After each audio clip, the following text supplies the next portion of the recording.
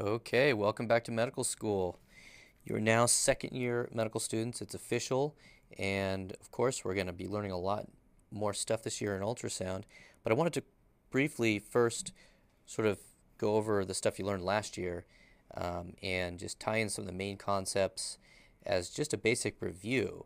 And then if you watch this lecture before your scan session, then you'll have the tools and the skills hopefully necessary to breeze through that scan session.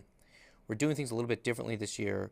We are going to have a podcast only lecture series by ultrasound so that whenever you learn ultrasound in person, it's pure hands-on. No more lectures in person. This will all be through the podcast system. So hopefully this system will work out. Now remember that with the Sonosite S machine, we have the following. We've got the 2D button, and that's basically the brightness mode, and that kind of resets the whole ultrasound machine back to the white dots on a black background. On other products that Sonosite makes, there's the 2D button here. It's a slightly different location. This is on the machines we have in the ER, for example, the turbos.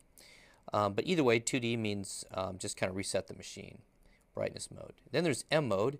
M mode stands for motion mode. Recall that this spike going through the tissue checks for motion at these different levels. These horizontal lines up here means there's no motion. This granular appearance down here means there's actual motion right there. This is actually the plural line at this location, which is why we see this granular appearance, and that means stuff's moving. Now, the other mode is Doppler, and there's different types of Doppler. First of all, there's color flow Doppler. Now, color flow Doppler is simply red is flow towards the transducer, and blue is flow away from the transducer. And if you angle the probe one way or the other to try to anticipate which way the flow is going to be going, it should either be red or blue, and it should make sense to you. Keep in mind that right at 90 degrees, when the flow is at 90 degrees to the axis of the transducer, the cosine of theta is in the numerator of the Doppler equation. I know you hear me say that all the time over and over again, but it's worth repeating because you may be puzzled sometimes as to why you're not getting any flow even though you're turning on the Dopplers. You may need to angle the transducer to get off at 90 degrees because cosine of 90 is 0, and that's not going to give you any information since it's in the numerator. So color flow, and then there's power flow. Power flow is where after you've got the color on, you can toggle with the power flow. And when the power flow is on, it looks like orange only type of flow. It's not directional, and it's a lot less angle dependent and easier to work with than the color flow is. It's also more a sensitive type of flow that you would use, for example, at low flow states like the lymph nodes or the testicles. And then finally, the different transducers have different frequencies about which they can toggle, and so you want to be able to have an idea of how to get the probe to go from 5 to 10 or 3.5 to 5 or 5 to 10 or 1 to 5. And you know that the higher frequency means better resolution, but the sound can't penetrate as far. And so, and that's the idea. So with higher frequency, you'd use that on a, for example, with this transducer, you'd use that on a thin patient, whereas you'd go down to the 1 megahertz if the patient was really large. And the same holds true for these different transducers. Basically, you always want to take advantage of that and use the highest possible frequency to penetrate to the depth of interest. And the way we change the frequency is on one machine. This is the button right here that changes it. Corresponds to this button here. This menu soft key corresponds to this button. And then over here on the S machines, it's this button over here that corresponds to this menu item here. And you just basically push in either this button or this button, and then it's going to go from the gen or general mode, and that's right in the middle frequency range of the transducer. When you push that button, it's going to toggle up to the res or resolution mode, and if you push it again, it's going to go down to the pen or a penetration mode. And that's for the really large obese patient. That's the lowest frequency that each transducer can go to. Again, if I back it up, here we are at resolution mode. That's the highest possible frequency that each transducer can go to. And then general is right in the middle. So if it goes from like 1 to 5 megahertz, gen is 3 megahertz, res would be 5 megahertz, pen would be 1 megahertz. Now the basic scanning planes are pretty easy, but just to review them, or at least two of them here, the ones that confuse people. The sagittal plane is where you have the indicator aimed towards the patient's head, and sagittal means long axis when approaching anteriorly. And so this would be the skin line here. This is anterior, and back here is posterior. Over here is superior towards the patient's head, and down here is inferior towards the patient's foot.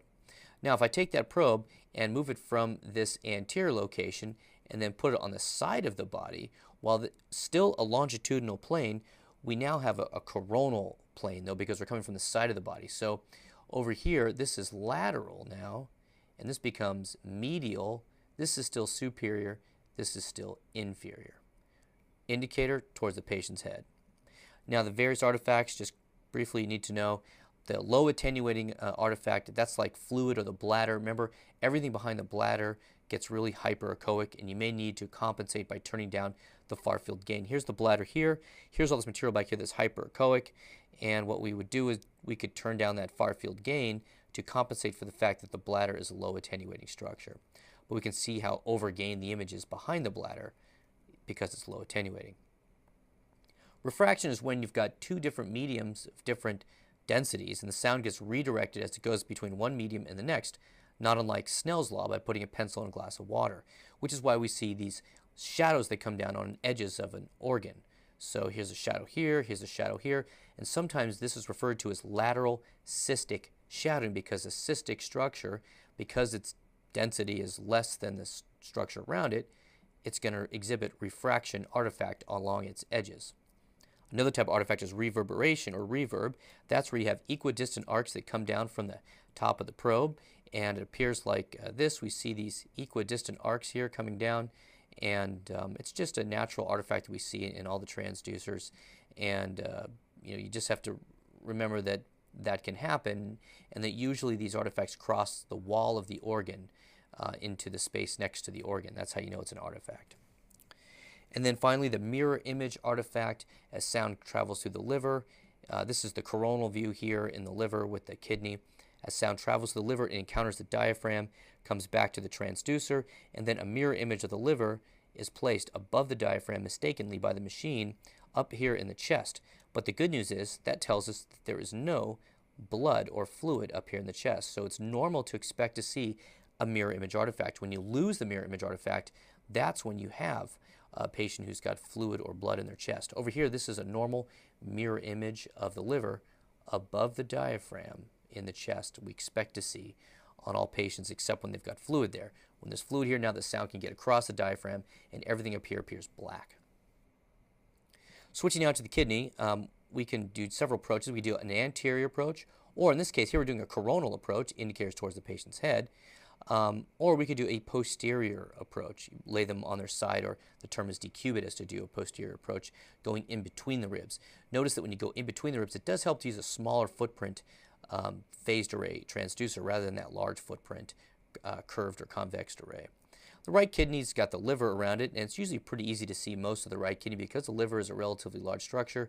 But this is what it looks like when we're coming either anterior or coronal. Over here, we're along the patient's back or posterior approach. We can see the entire kidney here. Recall, this is the kidney's pelvis or sinus, and then out here, this is all the cortex of the kidney here. Now, with the left kidney, since the spleen is not as big as the liver, we usually lose part of that lower pole of the kidney. So we may need to jump down a rib level or go a little more posterior in order to find that lower pole of that kidney. Switching to the bladder, we've got the indicator to the patient's right in the transverse view of the bladder, and then towards the patient's head in a sagittal view of the bladder. And so in a transverse view, the indicator to the patient's right, we can see the bladder here as a structure that's way down low in the pelvis. Here's the female pelvis. The bladder appears quite distended, quite large here, and when it's large like that, it pushes the uterus in a posterior location. And so this is a transverse view of the uterus. But when the bladder is not empty, as it is here, when it's not full, when it's rather empty, here we can see this bladder is not very full at all. In fact, it's got very few cc's left in it. Now we can see that the uterus is actually on top of the bladder. So what happened was, this is the vaginal stripe, and then the uterus went out behind the computer screen and then came back at you in a transverse view. This would be the fundus of the uterus up here. So when the bladder's full, again, it pushes the uterus quite posteriorly. And then when the bladder is empty, now the uterus is very anteverted and comes and wraps around on top of the bladder. Looks a little funny the first time you see it with an empty bladder like that. Now, here's a male pelvis, a transverse view of the male pelvis. This is a patient who's got a pretty generous prostate down here, and we can see this sort of rectangular shaped bladder. Now, when we move into the sagittal plane, now we have the indicator towards the patient's head. We're going to sweep side to side through the bladder contents. So here's a transverse view of the male bladder, and then we're going to rotate the probe from that transverse view. Now it's in a sagittal view, and we're going to fan side to side through that bladder in a sagittal view. So first transverse, then sagittal. Now the female sagittal anatomy is a little bit more complicated, right? Because there's some extra organs there. So what we're seeing here is an relatively empty bladder, and we see the vaginal vault here, and this is that anteverted uterus coming back up towards this bladder. Now the less full that bladder is, the more anteversion that you're going to have. As this bladder fills, it's going to push the fundus of the uterus posteriorly or in that direction. Okay? And so just keep that in mind. This is the posterior cul-de-sac or pouch of Douglas back here. This is the anterior cul-de-sac over here of vesico-uterine pouch. In both these locations, fluid can accumulate. So here we are in a transabdominal sagittal approach with the indicator towards the patient's head. Notice how triangular shaped the bladder appears, and we can see the uterus, the cervix, and this is the vaginal stripe. And so this being the outside world, vaginal stripe terminates at the cervix, and the anteverted uterus comes up in this location here. And just to lay some labels on here so it's clear, there you go. Now, if an empty bladder is present, you can see how really anteverted, the uterus is like coming back like 180 degrees on itself onto the vaginal stripe, I should say. And so here's that empty bladder. But if that bladder was to fill, it would push the fundus of the uterus in that direction. Now here's how you measure a bladder to determine its volume. It's a very simple measurement. A lot of the machines you can enter the calipers in, and you can actually put the dimensions of the 3 dimensions of the bladder. We're going to get first an anterior posterior dimension or height of the bladder. The probe is in a transverse plane right now with the indicator to the patient's right. Then in the same transverse plane we're going to get the width of the bladder here. So we do the height and then the width. We either lock in or write down that second value, unfreeze the machine, and move it into a sagittal plane. Now what used to be the width is now the length when you've got it in a sagittal plane. Now that confuses a lot of people. Just make sure you understand that. You can always back up this podcast in order to review that, but this is towards the head, this is now towards the feet in a sagittal plane. That third dimension in this machine calculates the bladder volume to be 437.8 cc's. Now if you didn't have that calculation built into the machine you were using, you could take the height, the width, the length, multiply those values by themselves, and then divide by 2 would give you an estimation of the bladder volume. And moving on to the heart, we have the 3 main locations here for the transducer placement for the heart. We've got the parasternal long with the indicator going towards the patient's left hip. We've got the apical fourth chamber, the indicator going to the patient's right. And we've got the subxiphoid view with the indicator going towards the patient's right. And so remember that these cardiac views are really defined by the structures that you see on the screen, not necessarily by those areas I just pointed out to you on that last diagram. So this is where there's a lot of art. Everybody has a different shaped chest wall, and you really need to work to get these views in. A lot of this is pure pattern recognition. It requires probably the most amount of experience than any of the other things we're talking about to get all these views. And a lot of patients don't have all the views. You got to sort of be good at all the different windows because you may only find 1 or 2 windows on a patient.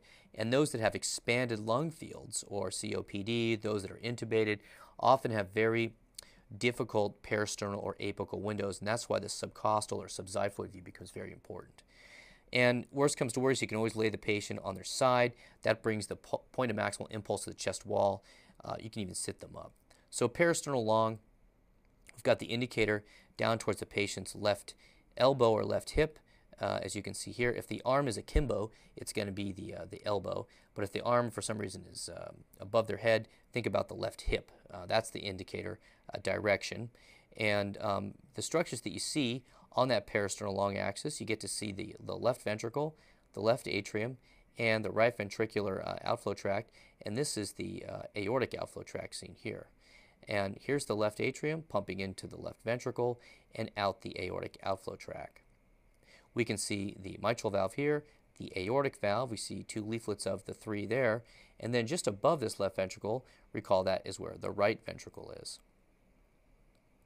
And here's what it looks like when it's normal. We can see the left atrium, left ventricle, aortic outflow tract, right ventricle. This is the interventricular septum. This is the posterior wall, and that mitral valve comes up and nicely smacks into that septum. The interventricular septum and posterior wall are making meaningful motion towards one another, and that's what we like to see.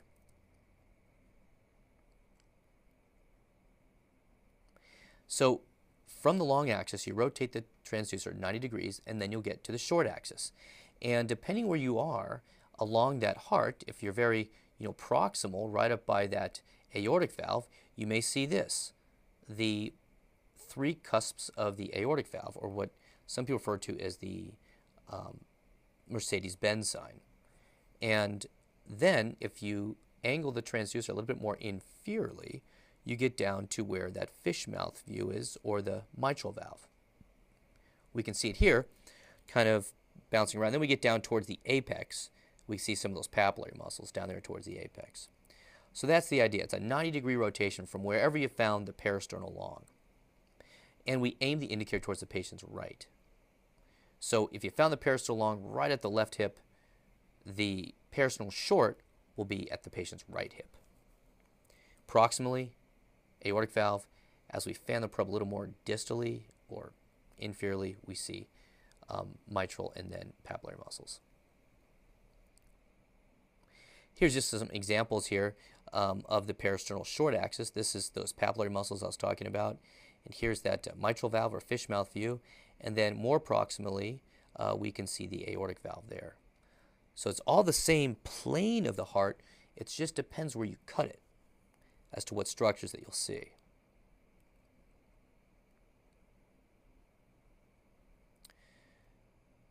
You can see those papillary muscles, the mitral valve, and then finally the aortic valve in that view there.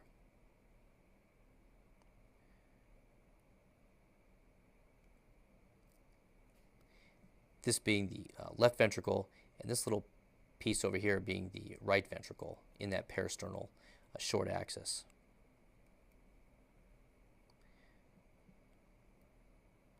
Here we go again, the parasternal short axis. We see the left ventricle here, and we see the right ventricle adjacent to it here sometimes. These are papillary muscles seen down here. So we're down towards the apex in that view. This one here we're a lot more proximal because I see the Mercedes-Benz sign of the aortic valve right in the center of the screen.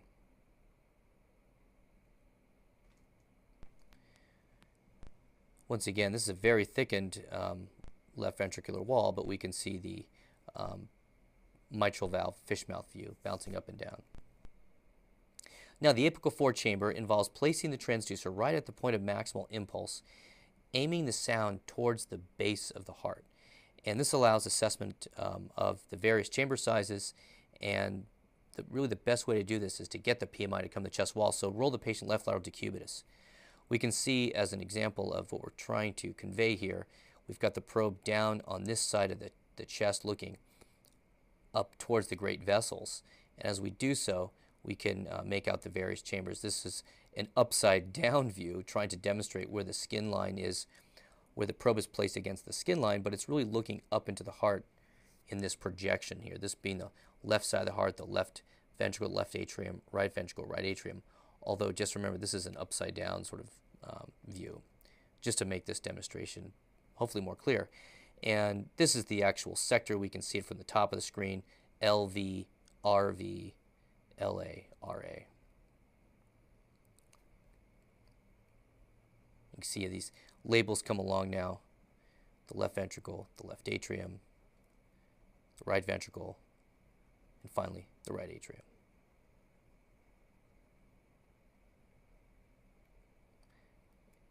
Mitral valve is on this side, tricuspid valve on that side. Just another normal apical 4-chamber view. Here's the LV, RV, LA, RA. Septum is up here. Mitral valve, tricuspid valve. So we talked about getting to the apical fifth chamber. Put air quotes around the word fifth chamber because obviously the heart doesn't have fifth chamber, but the fifth chamber being the aortic outflow tract. So if you angle up or tilt the transducer so that the sound is going more anterior, the right atrium and the tricuspid valve kind of go out of the view of the plane, and you start to get this aortic outflow tract. Sometimes you got to go one intercostal space more superior, more towards the head, and a little bit more lateral to get a better alignment of the ultrasound with the LV outflow tract. So this is what happens. We can see the right side of the heart kind of went away, and here's that left ventricle, left atrium. This is that fifth chamber, the aortic outflow tract. And it's that aortic outflow tract here that we're going to really start thinking about where to place our Doppler. But before we get to where we place the pulse wave Doppler, we're going to talk about the location to first measure the LVOT diameter. So go into the parasternal long axis. Okay, this is parasternal long. Remember LV, aortic outflow tract, and you want to go right when that aortic valve is open, right during systole. We can see the aortic valve maximally sort of excursion here, and that's the distance between the origins of the leaflets, where we're going to measure the left ventricular outflow tract diameter. Now you could take that value squared, times it by pi, divide it by 4, and that will give you the LVO2 area. Luckily, our ultrasound machines do that simple calculation for us. And then we're going to take the velocity time integral of the LVOT. So here's what happens. It's the amount of blood that's going through that left ventricular outflow tract that is given by the velocity time integral. And so what we do is we line up in the apical fifth chamber. We put that pulse wave Doppler sampling gate right over the valve, the aortic valve, and right at the LV outflow. And combined with that other measurement that we had, the LVOT diameter, we then activate the tracing, the waveform of the pulse wave Doppler. And it's this envelope, this volume, that flow that's the machine is going to take the integral of, and to give you the LVOT, or to give you the LVOT velocity time integral, I should say. So here's that LVOT diameter squared times pi divided by 4, that term we already knew. Now this is what the machine is going to calculate for us over here. These two things combine together to give a stroke volume, and it looks at the heart rate on the screen and multiplies that by the stroke volume, and then we'll pop out the cardiac output in liters per minute. And that's kind of what we've been doing here with our cardiac output calculations, and we can see that going on right here.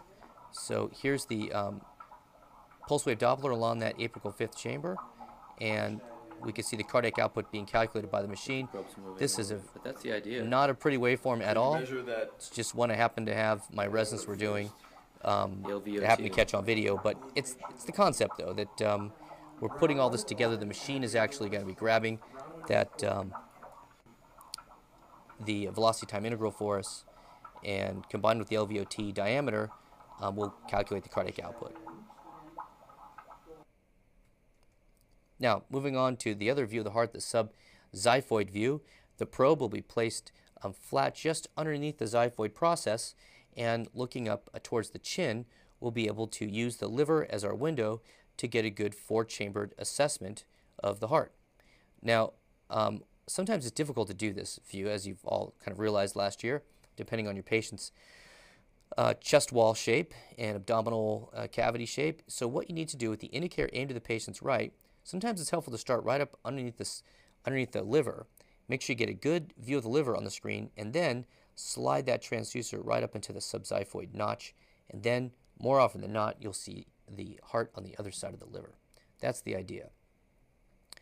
And as you do so, it's difficult to do this when the patient's got a small liver, because you don't get a very good window then of this heart. And so if you have a patient who's got cirrhosis of the liver, this can be quite a challenging view to get. And so just keep that in mind. But when you do get a good subxiphoid view, here's the liver at the top of the screen, RV, RA, LV, LA. Both valves are seen, the tricuspid and the mitral. on this view. That's why it's a very popular view. One way to try to keep in mind to how to remember the protocol to get all these views is you could think about doing a clockwise approach. So you can plop the probe down on the chest wall, okay, and first aim the indicator towards the patient's left, and that'll give you the parasternal long axis. And then simply rotate the probe 90 degrees to the patient's right, and that'll give you the parasternal short axis. And then, with the indicator still aimed to the patient's right, you could slide down to the apical 4-chamber view and 5th chamber view, and then with the indicator still to the patient's right, you can slide it around clockwise to the subcostal view. And so parasternal long, parasternal short, apical 4-chamber, apical 5th chamber, subcostal view. There are other views of the heart that we have not discussed yet that we may get into as the year progresses. Moving now to the gallbladder. Basically, gallbladder scanning 101 involves taking a transducer, either a curved array or a phased array transducer. In this case, we're using a large footprint curved array. We have the indicator aimed to the patient's head, have the patient take a deep breath, and then you're going to slide along that subcostal margin laterally. And what you should see is this. Here's the fundus of the gallbladder, the body, and down here is the neck of the gallbladder. Up to 10 centimeters in length and 3 centimeters in width is normal. And sometimes it's difficult because there's lots of black objects on the screen. You're not sure which one's the gallbladder. Keep in mind that the main interlobar fissure, or MILF, is visualized to connect the portal vein to the neck of the gallbladder. We could see one example here of that interlobar fissure. We could see another great example here of this main interlobar fissure. Again, portal vein, neck of the gallbladder here. And it's just basically one of the landmarks to think about. This is another really nice example of the MILF right over here. We see portal vein, neck of the gallbladder. And again, that's our landmark. It's where the right and left lobes of the liver come together. That's the fossa that the gallbladder sits in. So it really does help to roll the patient on the left side. Here we are trying to get the view, and we're having a tough time. And so as we roll the patient off to their left, now we get some of those loops of bowel to fall out of the way, and the gallbladder can be much easier to see. That's a big trick that I use whenever a resident is struggling with the gallbladder. They can't seem to find it. The patient rolls off over to their side, and suddenly these pesky loops of bowel kind of fall out of the way, and we can see the gallbladder easier. Once you insunnate the gallbladder in the long axis, you also need to view it in the short axis. Once you do get the gallbladder in the long axis, you're going to fan through the gallbladder like so, making sure you catch the entire gallbladder, looking for any type of pathology. After you're done with the long axis, you're going to rotate the probe 90 degrees from whatever axis you're in, like so, and you're going to view the gallbladder in the short axis. Again, you're going to fan through the entirety of the gallbladder, looking for any possible pathology. And so it's really two views, and that's the idea in all of ultrasound, is to view things in two separate planes and then recreate that three-dimensional anatomy in your brain. That's the trick to all of ultrasound. Here we are on the transverse plane, and we've got a lot of circles on the screen once again. This is the most anterior, or circle that's closest to the skin line, is the gallbladder. Here's the kidney, inferior vena cava, aorta is seen. In young thin patients, we tend to find the gallbladder more lateral and anterior.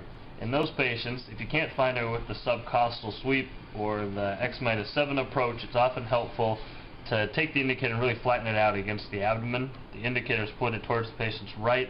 The probe itself is flattened out as much as you can. You kind of fan through the gallbladder anterior to posterior as you work your way laterally. And oftentimes you'll find the gallbladder up in this area here. In this X-7 approach is helpful in the larger patients. Basically, larger patients, the gallbladder tends to be more rounded, found a little bit higher, and more lateral. So it helps to take the transducer from the X, or xiphoid process, and then slide it to the X-7 location, look between the ribs.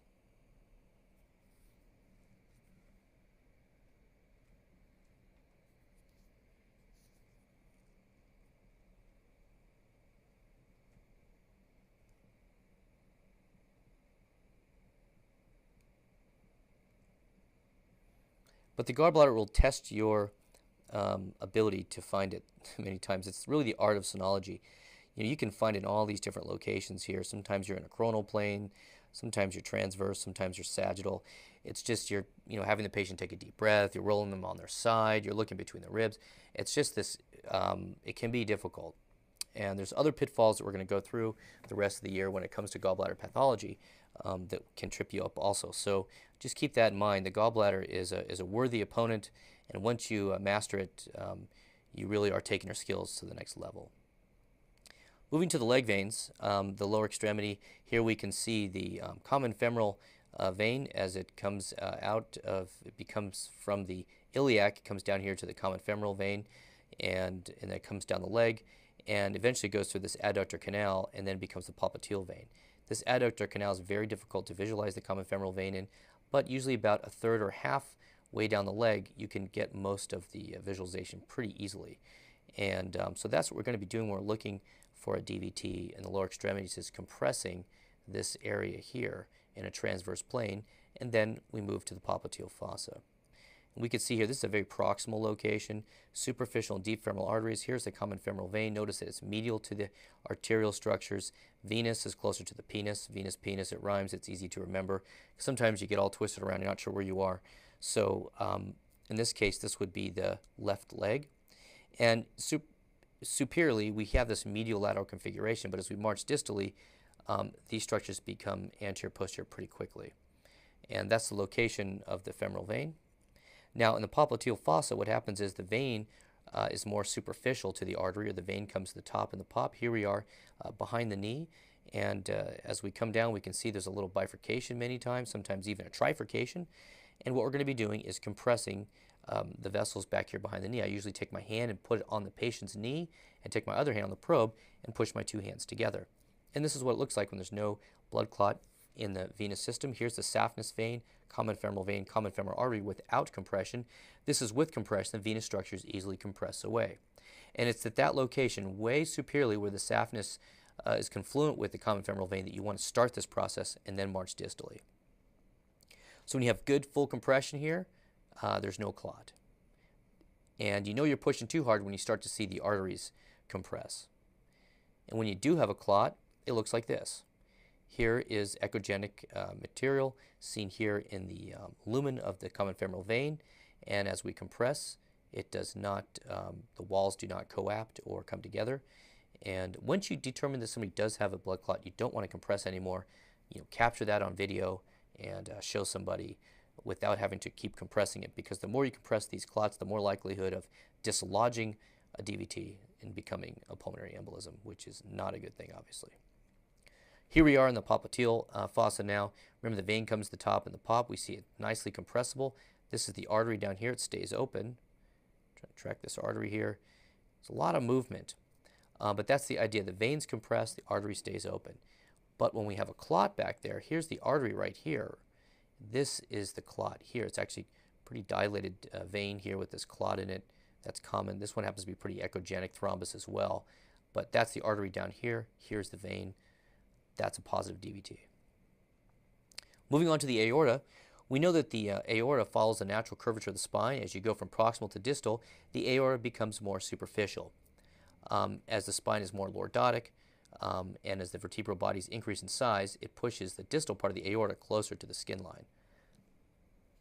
Recall also that the aorta is on the left side of the spine. So here's the aorta, here's the spine, just left to it. The first branch that comes off is the celiac axis. It brings blood to the large organs in the abdomen like the spleen and the liver. The next branch is the superior mesenteric artery, which brings blood to a very large organ, the intestines. Here we are in a sagittal plane. We can see that the first branch of the abdominal aorta is the celiac axis, and it appears like that in a sagittal plane. We have the indicator towards the patient's head, and then when we have the indicator to the patient's right in a transverse plane, it looks like this.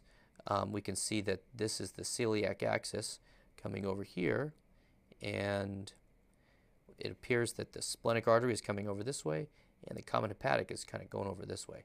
Sort of hard to see when it's moving around like that, but when you put power flow on it, we can make it out.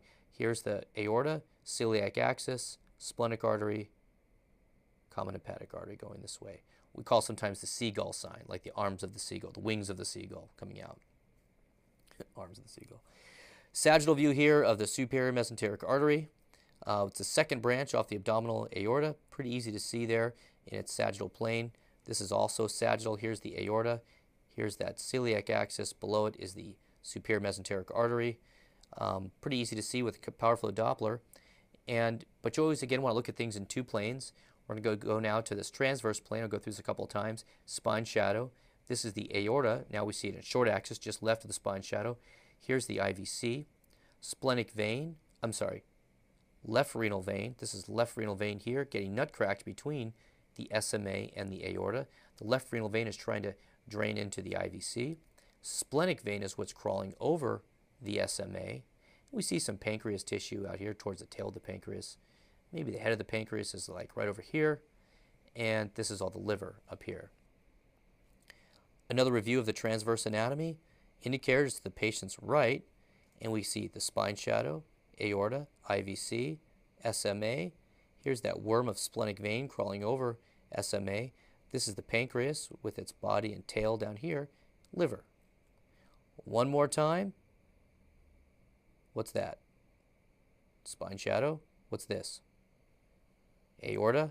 What's this? IVC. What's this? SMA. Looks like a mantle clock. What gets nutcracked between the aorta and the SMA? Draining into IVC. Left renal vein. What vessel crawls over the SMA? Splenic vein. This is all the pancreas and then the liver. The technique is to start high up in the epigastrium, compress many times using both your hands, push a lot of pressure, and you're going to see that spine shadow pop on the screen, and you just drag the probe down towards the bifurcation to the patient's feet. Now here we are in a sagittal plane, and we are actually looking at not the aorta, but the IVC. The IVC is traipsing along underneath the liver. This is the portal vein here, and the structure that runs perpendicular but posterior to the IVC is what?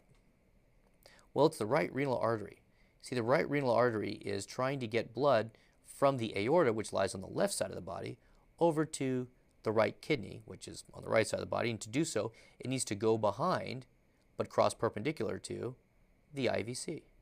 That's why we see it kind of pooching into the IVC. And here, once again, in transverse plane, we see the IVC here, aorta, left renal vein, SMA, splenic vein, pancreas, liver. Now, the IVC is important because it's a non-invasive way to estimate the pressure in the right atrium. And this becomes important when you're trying to determine a patient's volume status or fluid status. In the setting of hypotension, there's a very strong urge by everyone to push more fluids, but sometimes that's not the cause of the hypotension, so sometimes it's very contraindicated to push more fluids. And this is a way to determine that. Basically, that the smaller the IVC, the more collapsible it is, the lower the pressure in the right atrium of the heart is. The more plethoric or large the IVC is, and the less collapsibility, the higher the pressure. So here's an IVC right here that doesn't really change much with respiration, and it's about a 2 centimeter IVC. So I'd say this patient has probably about a 15 centimeter to 20 centimeter central venous pressure. Here's one that's very small, and with inspiration it collapses all the way down. So this patient has a very low central venous pressure, probably certainly in the single digits, probably less than 5. Again, here's one that's plethoric, it's very large, doesn't change with respiration. In this case, though, I want to point out the hepatic vein. Hepatic vein drains into IVC. The location in which to really focus on the IVC's diameter change is about 2 centimeters distally to where the hepatic vein drains in. Now, switching gears to talk about the carotid. Recall that the intimal medial thickness of the carotid artery is a predictor of cardiovascular disease. And we're going to measure along the far wall of the carotid artery. This is the bifurcation of the carotid artery here. The internal, larger of the two goes in this direction, and then the external goes in this direction, smaller of the two. Remember, the indicator is towards the patient's head. We use the linear transducer. You can tell by its footprint. It's a nice flat footprint, high frequency. And we're going to measure this little thickness back here. Anything greater than a millimeter is abnormal. So here we are with the linear transducer, indicator to the patient's head, and we can see in various views here, this is the carotid artery traipsing along, and we're measuring the far wall. And this is all proximal to the bifurcation.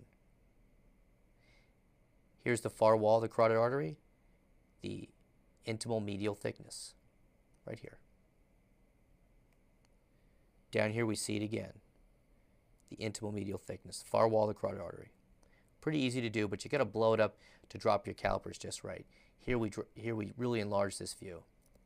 And you try to estimate it along a length of about a centimeter. Moving to the thyroid, we can see here, this is the isthmus of the thyroid. We've got the probe in a transverse plane. We can see from this schematic diagram here that the thyroid normally has a right lobe, an isthmus, and a left lobe. Notice that the thyroid is medial to the carotid arteries, but it's just posterior to the muscles in the neck. We can see those muscles up here. The thyroid should have a very nice isoechoic texture to it, somewhat hyperechoic and isoechoic. It looks, for all intents and purposes, almost exactly like the testicle tissue. Same sort of glandular looking appearance here. This is a sagittal view of the thyroid. We can see some of the vasculature poking through it, and we can see its nice isoechoic texture. When you scan the eye, you want to use copious amounts of gel. Have the patient close their eyelid and use a lot of gel so you don't really even make contact with the eyelid. The probe is sort of sitting up here just above this ultrasound gel. And we can see the eyelid here is closed. And the various parts of the eye are outlined here. There's the anterior chamber. That's the lens. The iris you can appreciate here. In fact, where this iris comes together, the area here in the middle here is the pupil. So it's not surprising that this pupil is quite dilated right now because the eyelid is closed. But if you shined light in the other eye that you weren't doing the ultrasound in, that was open, you would see contraction of this pupil. Now, the area back here is all the posterior segment or the vitreous humor, and the retina lies right back along here, right along the choroid of the eye. This is the choroid of the eye back here, and this is the optic nerve sheath coming down from the back of the eye.